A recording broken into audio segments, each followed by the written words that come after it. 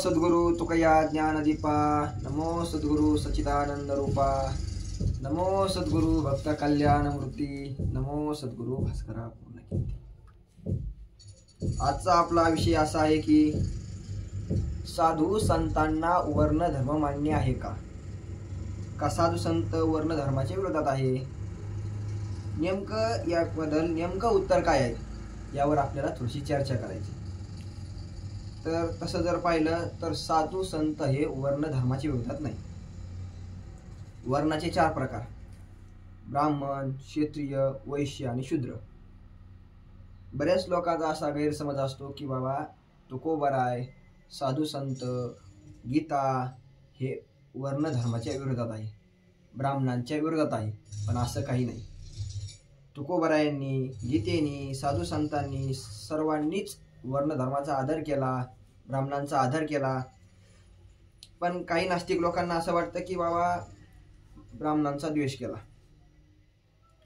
तुकोबराय सांगतात, तुला जर कधी उत्तम गती प्राप्त करायची असेल, तुला जर कधी उत्तम लोकाला जायचं असेल तर तू काय कर, वर्ण धर्माचं आचरण कर। वर्ण आश्रम करीशी चोख तरी तू पावशी उत्तम लोक, हे तुकोबरायांचं प्रमाण आहे। तुकोबराय सांगतात वर्ण आश्रमाचं जर जे आपल्याला जातीनुसार म्हणा, आपल्याला वर्ण आश्रमानुसार जे कर्म प्राप्त झालं त्याचं जर आपण आचरण केलं तर तुम्हाला उत्तम लोकांची प्राप्ती होईल असे तुकोबराय सांगतात। मग तुम्ही म्हणसाल की वर्ण आश्रम पाळायचं, पण श्रेष्ठ कोण आहे? ब्राह्मण श्रेष्ठ आहेत असं एक सांगितलं जातं। तर ब्राह्मण श्रेष्ठच आहेत। का श्रेष्ठ आहेत? तसं बघितलं तर ब्राह्मणाचे 2 प्रकार असतात। कोणता ब्राह्मण? एक जातीना ब्राह्मण आणि दुसरा वृत्तीचा ब्राह्मण, असे ब्राह्मणाचे 2 प्रकार। जातीचा ब्राह्मण कोणाला म्हणायचं आणि वृत्तीचा ब्राह्मण कोणाला म्हणायचं? तर जो ब्राह्मण जातीमध्ये जन्माला आला त्याला जातीचा ब्राह्मण म्हणायचं, आणि वृत्तीचा ब्राह्मण कोणाला म्हणायचं? तर जो वृत्तीना ब्राह्मण आहे, ब्राह्मणाचे जे कर्म सांगितले असतात, ब्राह्मणाचे जे लक्षणं असतात ते त्याच्या ठिकाणी दिसतात, त्याला वृत्तीचा ब्राह्मण म्हणतात। मग तो कोणत्याही जाती जन्माला आला असेल तरी चालेल, तो मराठा असला तरी चालेल, माळी असला तरी चालेल, धनगर असला तरी चालेल, महार असला तरी चालेल, कोणताही असो, पण त्याची जर त्याच्या ठिकाणची लक्षणं जर ब्राह्मणाची दिसत असेल तर तो वृत्तीचा ब्राह्मण म्हणावा। आणि जातीचा ब्राह्मण तो त्या ब्राह्मणाच्या कुलामध्ये जन्माला आला त्याला जातीचा ब्राह्मण म्हणतात। या दोन्हीचे क्षेत्र भिन्न भिन्नच आहे। जातीचा ब्राह्मण कुठे लागतो आणि वृत्तीचा ब्राह्मण कुठे लागतो? जे त्यांना नित्य 6 कर्म सांगितले, ब्राह्मणांनी 6 कर्म करायचे, ते कर्म जर करायचे असेल, लग्न लावायचं असेल, पिंडदान करायचं असेल, कोणताही असं वैदिक कर्म जर करायचं असेल तर त्याच्यासाठी जातीचा ब्राह्मण लागतो। असं कुठेही प्रमाण येत नाही की बाबा हे खूप महात्म्य आहे, ब्राह्मणाचे यांच्या ठिकाणी लक्षण आहेत, पण हे दुसऱ्या जातीचे आहेत म्हणून त्यांचं काय करा, त्यांना ब्राह्मणाची मुलगी द्या, असं कधी घडत नाही। असं कोणत्याही शास्त्रकारांनी सांगितलं नाही, कोणत्याही संतांनी सांगितलं नाही। त्या ठिकाणी लग्न लावण्यासाठी, वैदिक कर्म करण्यासाठी जातीचा ब्राह्मण लागतो। आणि आध्यात्मिक दृष्टीने जर बघितलं तर आपल्याला ब्रह्मविद्येचा उपदेश जर घ्यायचा असेल, आपल्याला ब्रह्मज्ञान प्राप्त करून घ्यायचं असेल तर त्या ठिकाणी वृत्तीचा ब्राह्मण लागतो। त्यातही आणखी एक प्रकार बसतो। काही लोक ब्राह्मण कुलात जन्माला आलेले असतात पण आचरण शुद्ध नसतं, तरी त्यांना लोक मान्यता देतात। त्यांना मान्यता नाही दिली तरी चालतं, पण ही काय झालेली आहे, आपली पूर्वीपासून आपली एक ती रूढी पडत आलेली लौकिक, त्याला लौकिक म्हणतात, गतानुगतिक चालत आलेलं आहे की महाराजांचा मुलगा असला की त्याचे लोक पाय पडतात, खासदारचा मुलगा असला की त्याला खासदार म्हणतात।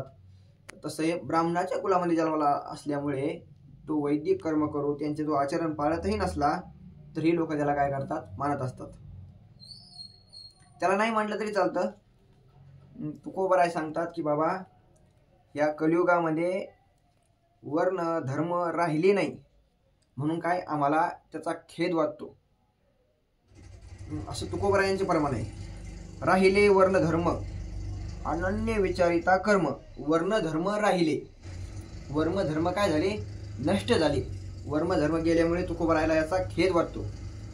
आणि चारी वर्ण कोणी आमक्यानी कोणी तामक्यानी असं कोणी तयार केले नसून हे चारी वर्ण भगवंतापासून तयार झालेले.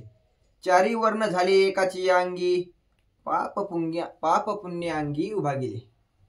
हे ज्याचं जसं कर्म असेल पूर्वीचं, ज्यांनी जे जे कर्म केलं त्या कर्माच्या फलानुसार त्याला ते जन्म प्राप्त होतात. एका ठिकाणी चोखोबाराय सांगतात. चोखोबारायला कोणीतरी विचारलं, चोखोबाराय, अहो तुम्ही इतकी भक्ती करता, नामचिंतन करता, तुमचं आचरण इतकं शुद्ध आहे, तरी तुम्ही महार जातीत का जन्माला आले? तर त्याचं उत्तर सांगत असताना चोखोबाराय सांगतात, बाबा माझ्याकडून पूर्वीच्या जन्मामध्ये कृष्णाची निंदा घडली म्हणून मला हा महाराचा जन्म प्राप्त झाला. कृष्ण निंदा घडली होती म्हणून महार जन्म प्राप्ती. असं साधू संत वर्णधर्म मानत नाही किंवा असं नाही, असं काही नाही. साधू संत हे वर्णधर्माला मान्यता देतात. शास्त्र त्याला मान्यता देतं, गीता त्याला मान्यता देतात. काही लोक असं प्रमाण सांगतात की मग याता याती धर्म नाही विष्णुदासा, निर्णय हा ऐसा वेदशास्त्री.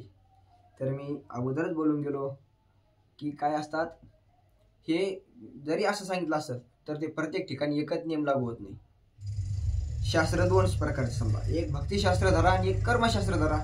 इतकं थोडक्यात सांगायचं झालं, इथं जर भक्तिशास्त्रामध्ये तुम्हाला भक्ती जर करायची असेल तर मग तिथं वर्ण याती धर्म नाही.